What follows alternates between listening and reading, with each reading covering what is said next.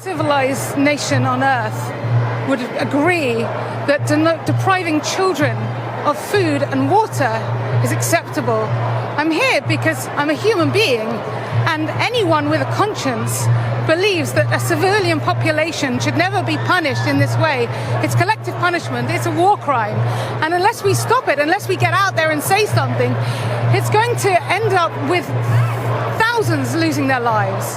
Can you put into words how you feel about the loss of life on both sides? Every life is precious. But the root of this violence is the occupation. It's not complicated. It's a settler colonial state imposing apartheid and oppression on an indigenous people. And that's wrong everywhere, for anybody. And it has to be true that all the Palestinians want is freedom. And we must support that in equal rights. And I stand up here, I'm so pleased to see so many of my brothers and sisters with big hearts who know the truth.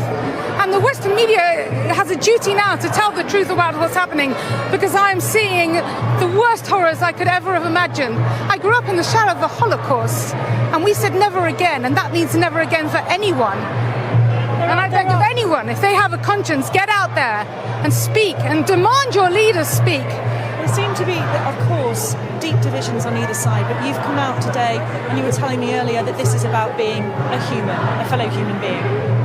I'm so thrilled to be here among my brothers and sisters who can see the truth, despite all the propaganda and the lies and the bias and the prejudice that we see in the Western media.